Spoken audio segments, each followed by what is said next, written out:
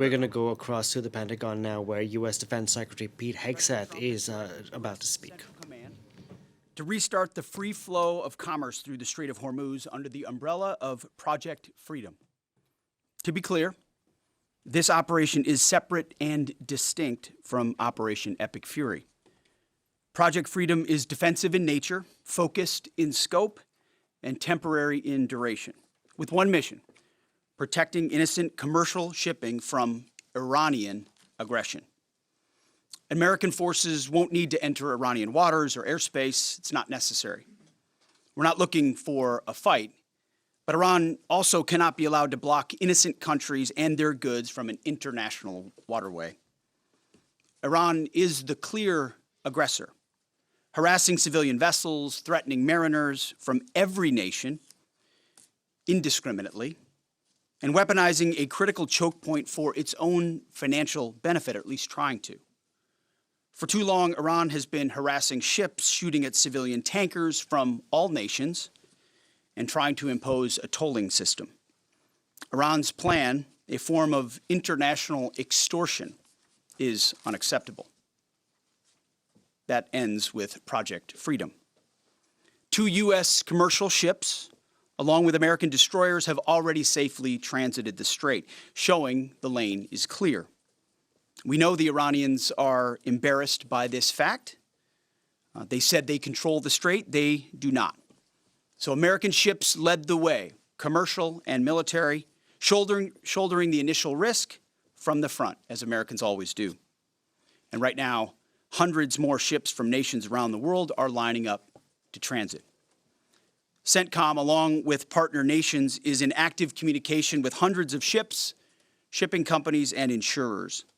All of these ships from all around the world want to get out of the Iranian trap that they have been stuck inside. As a direct gift from the United States to the world, we have established a powerful red, white, and blue dome over the strait. American destroyers are on station, supported by hundreds of fighter jets, helicopters, drones, and surveillance aircraft, providing 24/7 overwatch for peaceful commercial vessels. Except Iran's, of course, which is why our ironclad blockade remains in full effect as well. In fact, 6 ships tried to run the blockade out of Iranian ports as Project Freedom commenced, and they were all turned around. This is more than strategy, it's also humanitarian. By breaking Iran's illegal stranglehold, we're protecting the lives and livelihoods of sailors from dozens of countries, securing global energy routes, and preventing shortages that hit the world's poorest people the hardest. Once again, America is using its strength to lift up others. Iran is trying to subjugate the world. To what remains of Iran's forces, if you attack American troops or innocent commercial shipping, you will face overwhelming and devastating American firepower. The president has been very clear about this.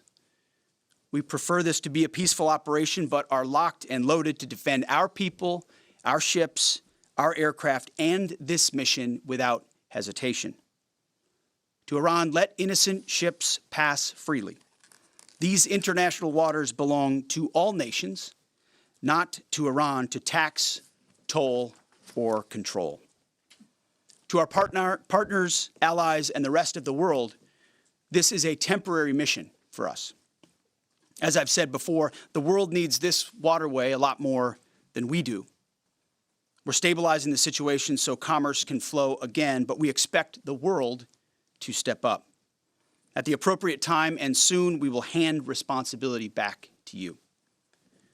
To the incredible Americans executing this mission right now, simply thank you. Your courage, your readiness, your unmatched professionalism and precision are why the world can breathe easier today and every day.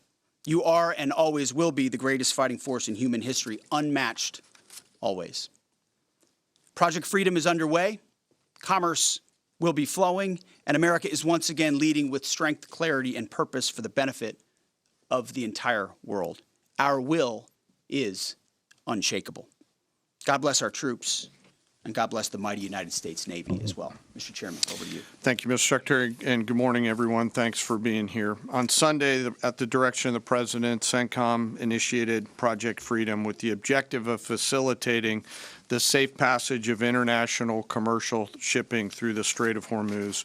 Over the past 7 weeks, Iran's repeatedly threatened and attacked commercial shipping in the Strait in order to effectively cut off commercial traffic and damage the global economy.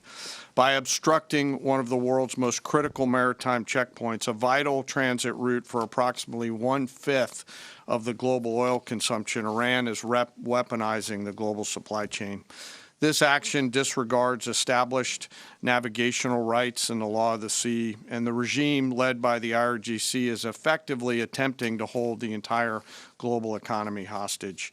Let me give you an update of the last few days of activities, and if you take a look at the map here, as the Secretary said, the United States has established Project Freedom to open up the Strait of Hormuz. This graphic highlights the kinetic engagements that the Iranians have attempted to make or have taken against the region. The green dots and blue dots show the groupings of commercial, cargo, and tanker vessels. And the United States has established a significant presence over the strait here in order to open up the free flow of commerce, noting the blockade still continues along the eastern flank. The map shows the examples and samples of Iranian attacks against commercial vessels in the strait, as well as the Gulf of Oman and up in the Arabian Gulf. Since the ceasefire was announced, Iran has fired at commercial vessels 9 times and seized 2 container ships, and they've attacked U.S. forces more than 10 times, all below the threshold of restarting major combat operations at this point. You can also see the group of tankers and cargo vessels in the U.S. blockade line, as I mentioned. As a result of Iran's indiscriminate attacks across the region, there are currently 22,500 mariners embarked on more than 1,550 commercial vessels trapped in the Arabian Gulf, unable to transit.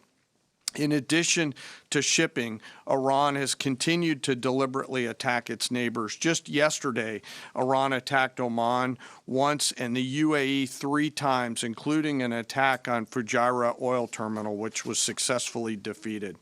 They also launched cruise missiles, drones, small boats at U.S. forces defending commercial shipping in the Straits, and United States Navy MH-60 helicopters and Army AH-64 Apache helicopters successfully defeated those threats. Thus far, today is quieter.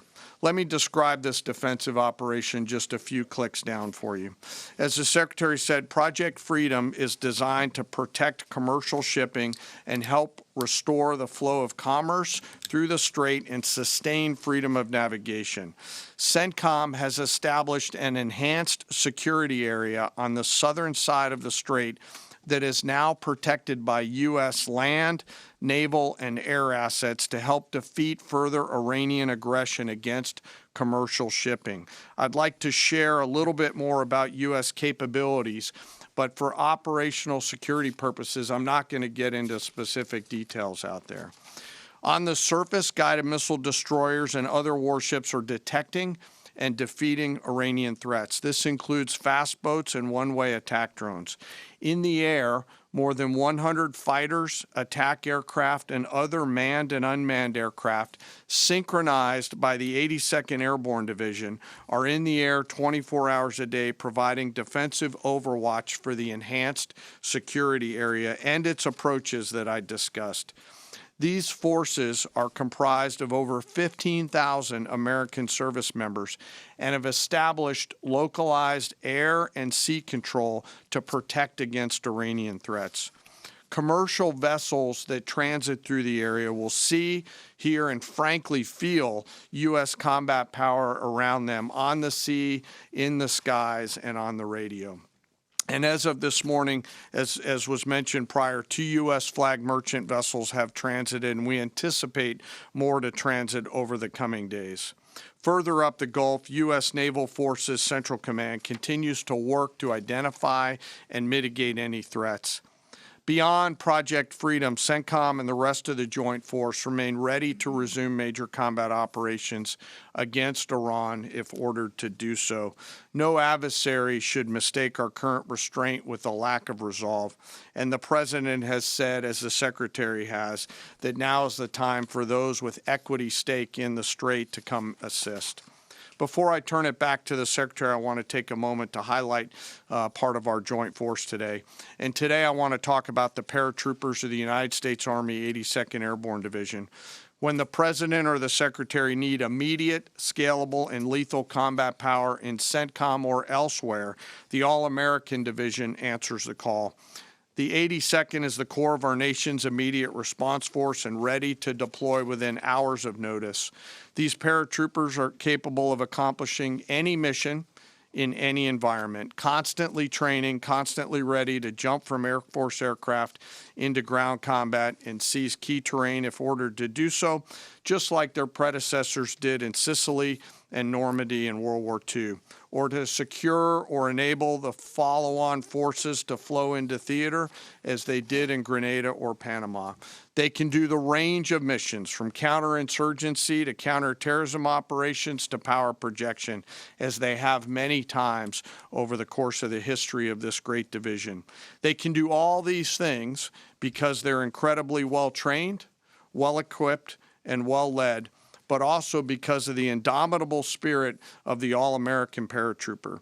Every single one of them volunteered for this role, volunteered to go to airborne training, and volunteered to serve.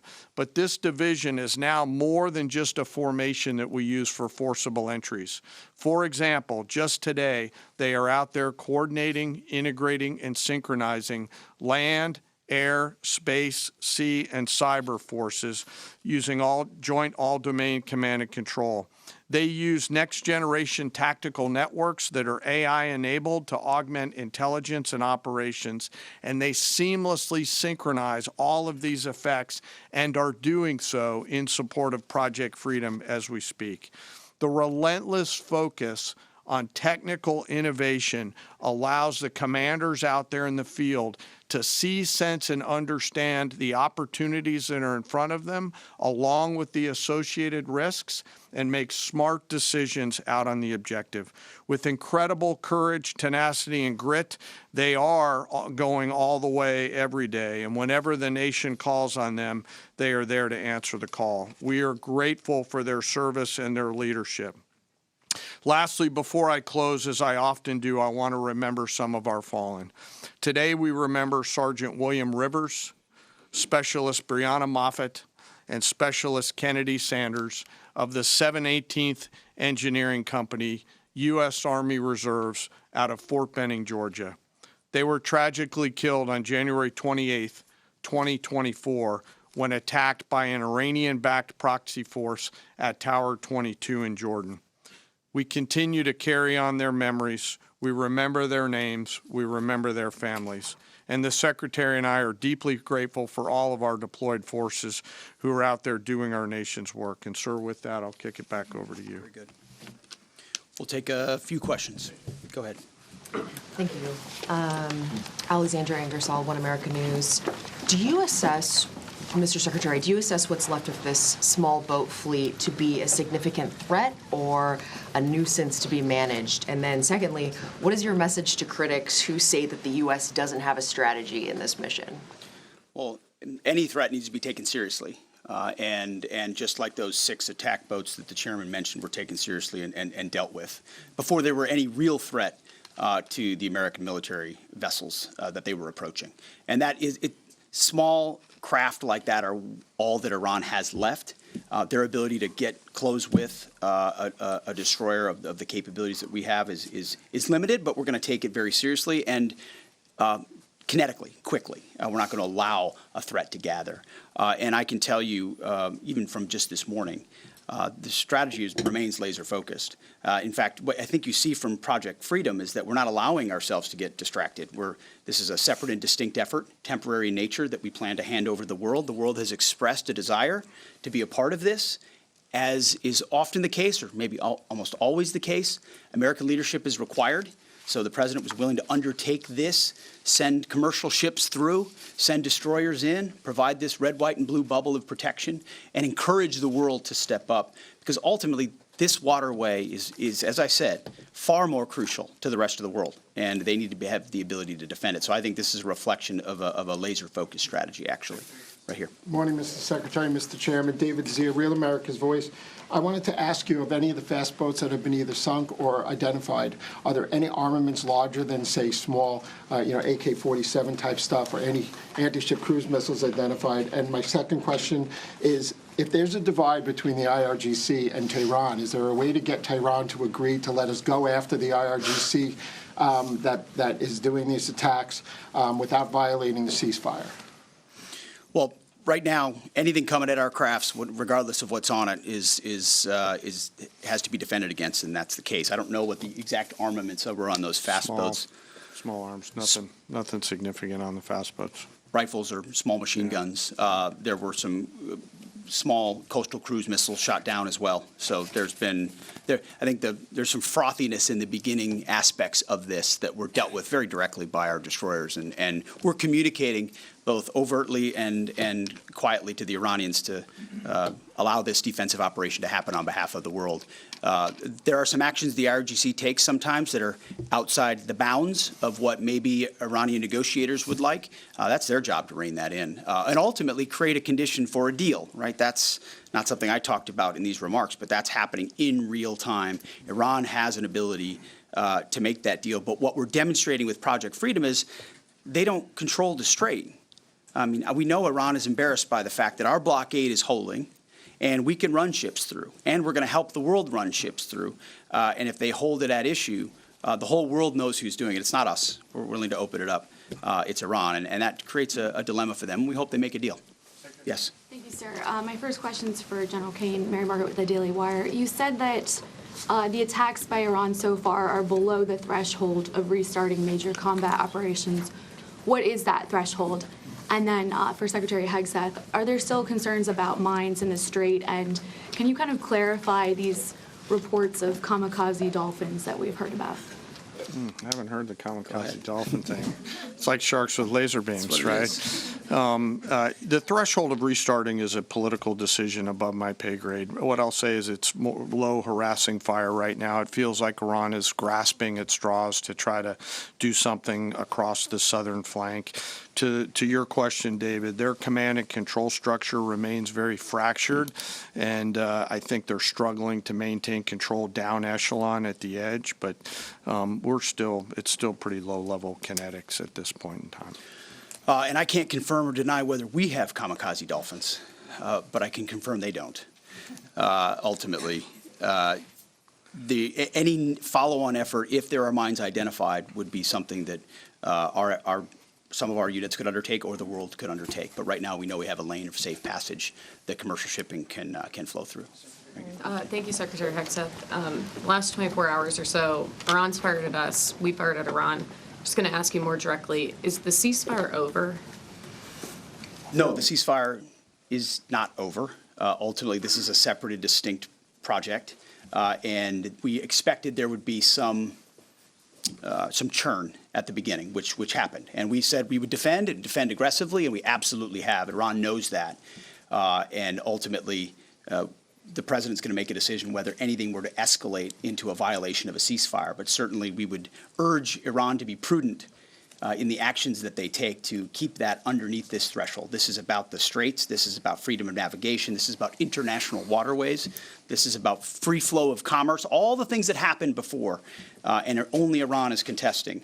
So right now the ceasefire certainly holds, but we're going to be watching very, very closely. Absolutely. Secretary James, go ahead. Mr. Secretary, thank you. General, thank you. I want to first express my gratitude and admiration for the work you do and for everyone involved in our armed forces, and also for the accomplishments of Operation Epic Fury, which I think are too often dismissed too lightly. But those accomplishments don't obscure, I think, a central default that has occurred here, and I would like you both to address it. On the first day of this conflict, President Trump addressed the Iranian people directly and said, when we're finished, take over your government. It'll be yours to take.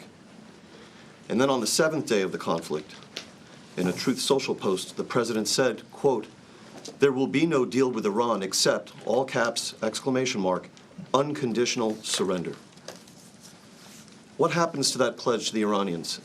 And when did the president decide to capitulate on his demand for unconditional surrender? Well, James, I wouldn't, you started out nicely, but you ended exactly where we knew you would end. The president hasn't capitulated on anything. He holds the cards. We maintain the upper hand, and Project Freedom only strengthens that hand. And so he will ensure that whatever deal is made or whatever end state is reached creates ensuring that Iran never has a nuclear weapon, which is number one, and he's been focused on that, and the deal and discussions are centered on that. And what the Iranian people take advantage of after the fact is up to them, and he's been very clear about that. And maybe you do it now, maybe it happens later, but ultimately he's also been clear, we're not going to entangle this into some nation-building project. Our objectives are clear. They've been pursued from day one. Hopefully the Iranian people take advantage of that because they're being taken advantage of by this regime. As you know, 45,000 Iranians, innocent Iranians, killed before the outset of this. That's what this government does, kills their own innocent civilians. Getting out from underneath that is going to be a challenge of the Iranian people, and we certainly hope they take advantage of that. Thank you. Can I have one follow, please? Go ahead. If I may. Everybody else one follow. follows directives. Go ahead. Thank you, Mr. Secretary. Can you share any information regarding the South Korean ship that was reportedly hit by Iran? Is Seoul in contact with the U.S. military about it? And is there any indication that they would heed Trump's call made on social media to join Project Freedom? We hope so. We're in contact with that ship, CENTCOM, I should say, and the Maritime Coordination Forces are in touch. And I think targeting like that is a reflection of the indiscriminate nature of what Iran is doing. We hope South Korea would step up, just like we hope Japan would step up, just like we hope Australia would step up, just like we hope Europe steps up. But we're not waiting for them to do so. We're looking to set the conditions to hand to them. But the president was clear in his truth message that, hey, this is your ship. You should take part in helping to defend it. We very much hope they do. James, go ahead. Mr. Secretary, in terms of new U.S. intelligence reports suggest that the timeline for the war in Iran to get a nuclear weapon has not changed since last summer, still at 9 to 12 months. Is that intelligence wrong? How can this be after so much bombing? And for General Kane, going on back onto what you're talking about, the Strait of Hormuz, the president recently said that the blockade is even more effective than bombing. So why didn't we start the campaign with the blockade? And initially, how many planned ships do you plan to escort or take through commercial ships to the Strait of Hormuz today or in the coming days? Well, we don't discuss the specifics about intel, and anybody that does shouldn't be, and I can't confirm or deny whether that is indeed correct. Speculation, as far as I'm concerned, coming from you. But ultimately, what Operation Midnight Hammer did in the obliteration of those facilities was set back their program. And then, because of the efforts of that 12-day war, the president was able to recognize that this threat, while they continued to seek nuclear capabilities, their will was still there to seek a nuclear bomb. Ultimately, they were creating a conventional umbrella of so many missiles and so many capabilities that no one would want to challenge them. Think of the North Korea. This is the North Korea strategy. We have so many conventional capabilities, you won't do something about it, and underneath that, we're going to develop more nuclear capabilities. So the will was still there. President Trump had the courage to say we have to dismantle and take on those conventional capabilities while the nuclear facilities are watched 24/7 and overwatched, and we will ensure one way or another, hopefully Iran chooses a deal, that they give up those ambitions, give up those capabilities, and we're able to confirm that every step of the way. So that has been, President Trump's been focused on it. He's set them back like no other president. He ripped up the terrible deal that would have given them a bomb. He took care of it in Midnight Hammer. We're watching it right now, and ultimately feel good about the fact that the end state will ensure that Iran never has a nuclear weapon. Go ahead. Sir, I'll let CENTCOM talk to the number of ships they're going to take through because they're the nearest ones to talking to the commercial shippers, and I don't want to get out in front of them. On the order and sequence around the military objectives, that's a decision the President and the Secretary go get us at, and at the time we were focused on the primary objectives that were in front of us. Thank you. Ryan Morgan with the Epic Times. On Friday, President Trump notified Congress that the hostilities that began on February 28 had terminated. That came on the deadline of the 60-day war powers deadline. Will this administration be seeking congressional approval for any further military operations if the ceasefire breaks down? Our view is the one you described, that ultimately, with the ceasefire, the clock stops. If it were to restart, that would be the president's decision. That option is always there, and Iran knows that, and that's why, you know, their choices in Project Freedom are important. The president retains the opportunity and the capabilities, more capabilities than we had at the start of this, to restart major combat operations if necessary. If Iran is not willing to follow through on its side of the bargain or make a deal, then the War Department is postured, locked, loaded, and ready to go. We hope it doesn't have to go in that direction, but Admiral Cooper and our forces are in a three-point stance and ready to go. Yeah, last question. Thank you. Liam Cosgrove with Zero Hedge. In recent weeks, both Israeli Prime Minister Benjamin Netanyahu and Israel's head of Mossad have stated their intent not to cease combat with the Iranians. Netanyahu put this on Twitter. Israel's head of Mossad said Israel's goals are not finished until the Iranian government collapses. And so they're referring to the government that President Trump has brokered a ceasefire with and is working on a lasting peace in the region with. And so that's, you know, something many Americans, especially American farmers, are hoping he does get to a lasting peace. And so if President Trump is successful in that and the Israelis are explicitly stating their intent to continue fighting at a later date, how can you ensure America doesn't get roped back into a war if that comes? And secondly, with Netanyahu comfortable tweeting something like that out, and also Netanyahu has continued bombing Lebanon despite President Trump I would explicitly say your telling him not question is to. based on the false premise that somehow President Trump is being pulled in by Prime Minister Netanyahu to any of these actions. And that's where you're going. Just to be clear, President Trump has led at every step of this based on his view of American interest and America first. And we're grateful that Israelis have been very capable partners at many steps of this. And they may have some objectives at times that are slightly different than ours. But there's only one hand on the wheel ultimately directing this, whether it's Project Freedom or previously Operation Epic Fury,